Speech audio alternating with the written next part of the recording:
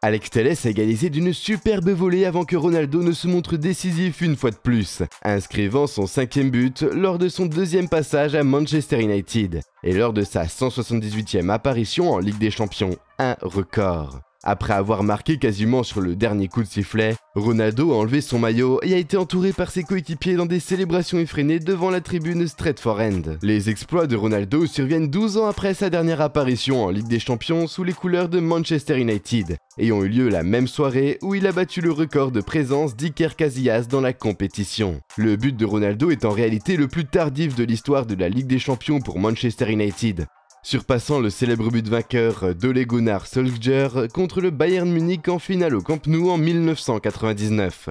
C'est dommage qu'ils aient été éliminés par l'Atlético au tour suivant, mais tout le monde ne peut pas repartir avec un trophée.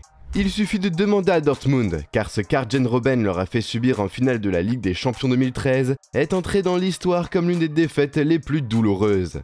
L'ailier néerlandais a d'abord délivré une passe décisive à Mandzukic pour ouvrir le score à la 60e minute, mais Dortmund a rapidement égalisé. Pendant que les équipes essayaient de pousser et que les supporters à travers le stade manquaient d'air, le club de Munich dominait le championnat cette année-là, laissant un écart de 25 points avec Dortmund. Mais les Noirs et Jaunes gardaient espoir, car le match se dirigeait vers les prolongations. Du moins, c'est ce qu'il semblait, car à la 88e minute, l'homme de verre a marqué le plus beau but de sa carrière.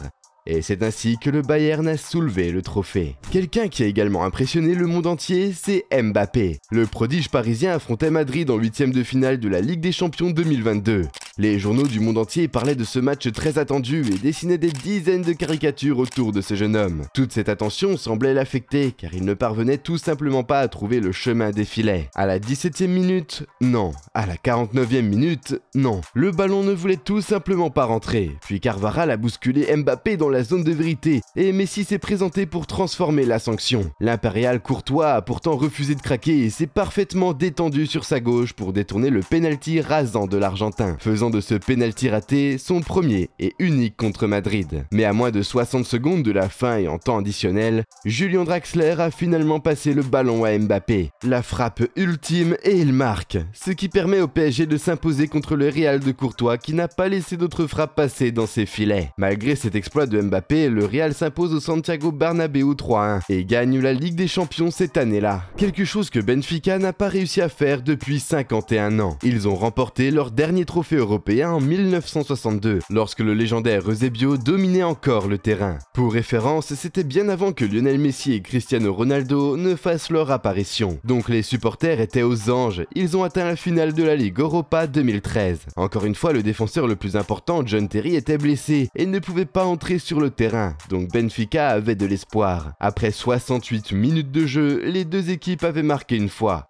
La tension montait. Cardozo a essayé de marquer depuis l'extérieur de la surface et Lampard a également lancé une frappe absolument puissante qui a touché la barre transversale en toute fin de temps réglementaire. Chelsea obtient un corner. C'était leur dernière chance de battre le club portugais avant les prolongations. Ivanovic s'élève au-dessus de tout le monde et marque le but gagnant pour Chelsea. Mais vous savez, la pression n'était pas aussi forte que lors de la finale de la Ligue des Champions 2014 entre le Real Madrid et l'Atlético Madrid, qui est entré dans l'histoire comme l'une des finales les plus intenses. L'Atlético venait de remporter la Liga avec seulement 3 points d'avance sur le FC Barcelone et le Real Madrid. Les deux équipes de la capitale espagnole ont donc atteint la finale. Tout le monde s'attendait à un spectacle et comment ne pas l'attendre? Le Real Madrid alignait certains des joueurs les plus légendaires de l'histoire du club ce jour-là. Donc c'était difficile à accepter lorsque l'Atlético a pris l'avantage à la 35e minute. Et même si Ronaldo avait tout fait sur l'occasion parfaite pour marquer l'égalisation, le ballon ne voulait tout simplement pas rentrer. Mais quand le Real Madrid a été béni avec 5 minutes de temps additionnel et un dernier corner, Sergio Ramos a fait l'impensable. Oh, cela a brisé le sort car nous avons réussi à humilier l'Atlético en remportant une victoire 4-1 en prolongation et la Champions League. Du côté de Real Madrid, encore l'année dernière, Rodrigo sauve son équipe avec 2 buts tardifs pour envoyer la demi-finale de la Ligue des Champions contre Manchester City en prolongation. Le Real Madrid semblait se diriger vers une défaite 1-0 sur le terrain et une défaite 5-3 au total, après le but de Riyad Mahrez en seconde mi-temps qui avait donné l'avantage à City au Bernabéu. Mais le match est revenu à la vie lorsque Rodrigo, remplaçant en seconde mi-temps, a réduit l'écart dans la dernière minute du temps réglementaire. 2 minutes plus tard, il a égalisé le score avec une superbe tête, plongeant les supporters locaux dans un état de délire. C'était encore un retournement de situation dramatique de la part des champions espagnols, qui avaient déjà réalisé des comebacks remarquables contre le Paris Saint-Germain et Chelsea lors des tours précédents de la compétition. Avant le but égalisateur de Rodrigo, le Real Madrid avait du mal à se créer des occasions et n'avait pas cadré un seul tir. Les fans sur les réseaux sociaux ont été stupéfaits par ce retournement de situation. Combien de comebacks le Real Madrid va-t-il réaliser? Incroyable, a écrit un fan sur Twitter.